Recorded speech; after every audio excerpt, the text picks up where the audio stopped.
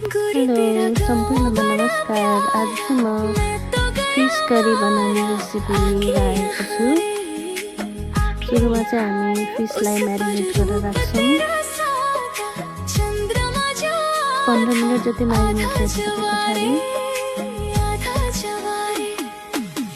हामीले कटिङ गरेको टमाटो, प्याज, धनियाँ छ, तेल बसाल्यौँ। तेल बसालिसकेपछि मेथीको धुलो हल्का हल्का लगायौँ। त्यसपछि मेथी हाल्यौँ।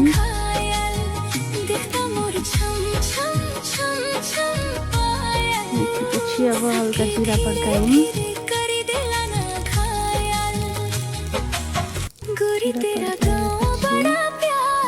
खुर्सानी हरियो राख्न सक्नुहुन्छ। मैले चाहिँ सुकेको मनपर्ने हुनाले सुकेको राखेँ। प्याज हालेँ।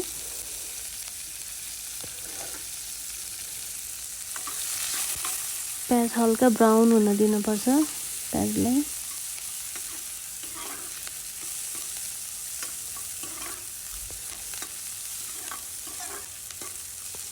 यसरी फ्राई गर्दैछु।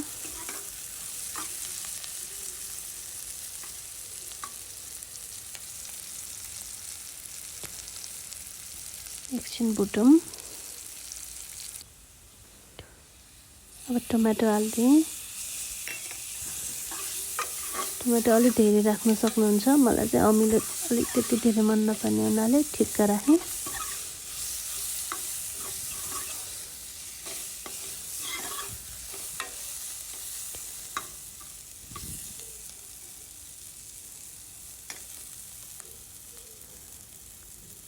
त्यसपछि बेसार राख्नु पर्यो। धनियाँ राखेँ।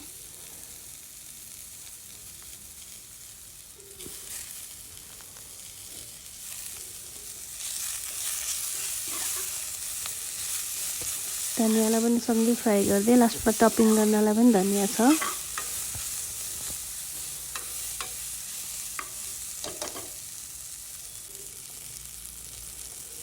धनियाँ यतिको भइसके पछाडि चाहिँ बेसार राख्नु पर्यो। स्वाद अनुसार बेसार, जिराको धुलो,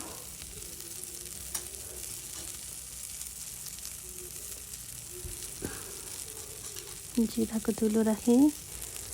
त्यसपछि नुन,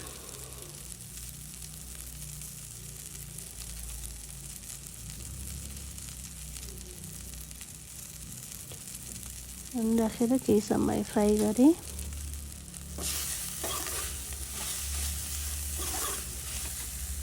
डढिसकेको हुनाले पानी हालेँ मैले छिटोमा। केही फरक पर्दैन। अब यसलाई पाक्न दिनुपर्छ। 15-20 मिनट जति पाक्न दिएँ।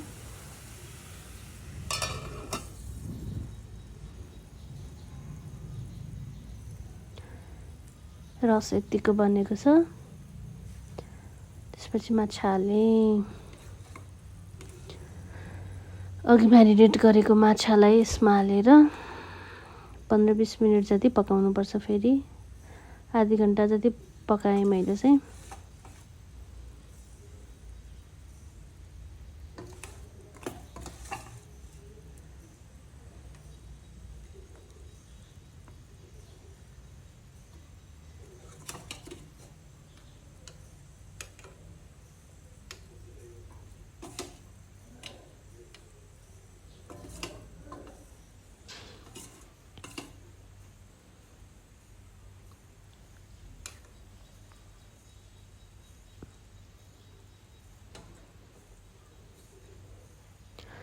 आधी घन्टा जति पाक्नलाई छोडिदिनुपर्छ।